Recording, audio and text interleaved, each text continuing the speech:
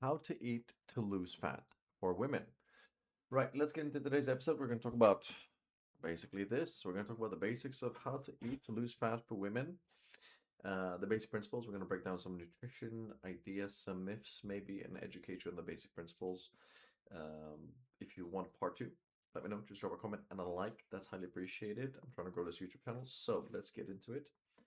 We're going to zoom in a little bit and let's have a look. See, okay, so first things first, the most important thing to understand is that foods are made of three things that we're going to focus on right now: protein, carbs, and fats in this kind of illustration here, which is actually the main thing we're going to focus on. This is kind of like a representation of how you want to structure your nutrition. If you were to visually give it a chart, you want the majority, especially when it comes to for fat loss, you want the majority of your food, your caloric intake, to come from protein, followed by carbs, and then fats. The reason I say that, and we'll get into it, is because of the calorie distribution, what keeps you full, and how you use it in terms of energy stores. Not necessarily that, if you eat higher fat, you'll be fatter, but you won't be as full because, you can argue keto diets and so on and so forth.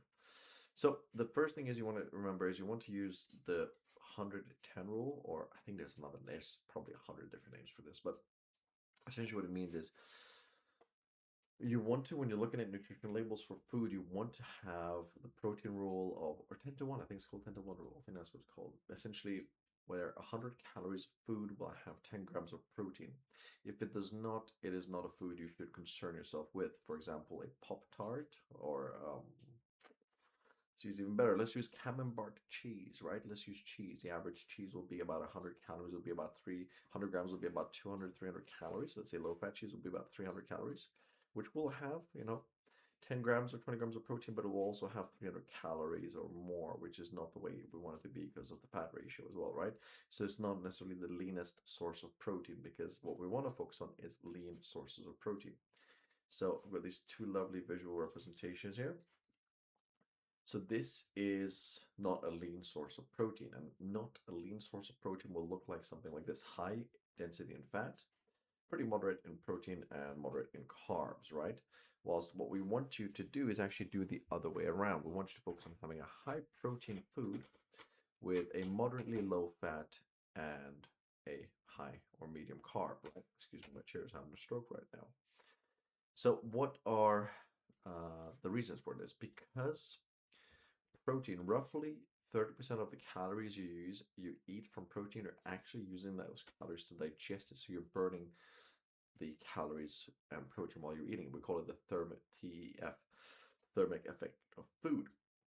So essentially, when you get meat sweats from eating steak, your body's using energy and calories to digest that food. That's why we put protein, protein, protein so highly on everything. It's good for so many reasons. Good sources of protein, and these are what I would say good sources of protein that are the 10 to 1 rule, or 100 to 10, 100 calories per 10 grams of protein. So egg whites, not the egg yolk itself, and we'll get into fats in just a second, so don't worry. Lean beef, so we're talking about like lean cuts of beef steaks. Low mince meat, so we're talking about like 90, 10, 80 is pushing it, the 80-20 fat is pushing it. You want to go for the leaner cuts of meat. Low fat mince meat, chicken breast, of course, turkey. Turkey is very lean, but it's hard to come by depending where you are. Norway, for example, is not very big on turkey meat. It's harder to come by. The easiest thing you could do is, of course, just go to ChatGPT and say, hey, give me lean sources of protein that are 100 calories with 10 grams of protein, and it will like just give you this and 10, 15 more options, right? So why do we care, and what do we care about next is fats. So like I said, we do need fats because fats are an important part, and they play an important part of this, and we don't ever remove fats because they're important for your health, for your hair health, for your brain function, for hormones, to make you feel fuller. This is the key. When you're eating a combination of proteins with carbs and fats together, your body takes a lot longer time to digest. The problem with fats is a very sneaky food that can get into your calories without you realizing it. And it's the one thing we look at when I coach women, when I say start cutting changes and making some kind of things.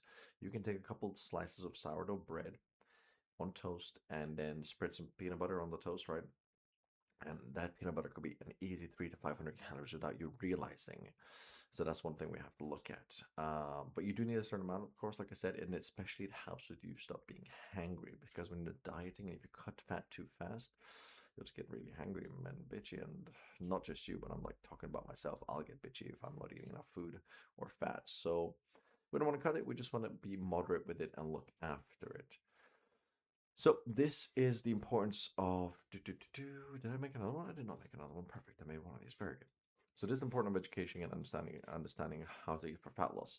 1 gram of protein is 4 calories. 1 gram of carbs is 4 calories, and 1 gram of fat is 9 calories. Right? That's what I'm talking about. So if we look at it here, if we look at it in a visual pie chart, you'll look at that fat is almost, well, it is double, right? The amount of calories than it is to protein, to carb. That's why it takes over so much, and that's why it's the first thing we look at when it comes to your nutrition.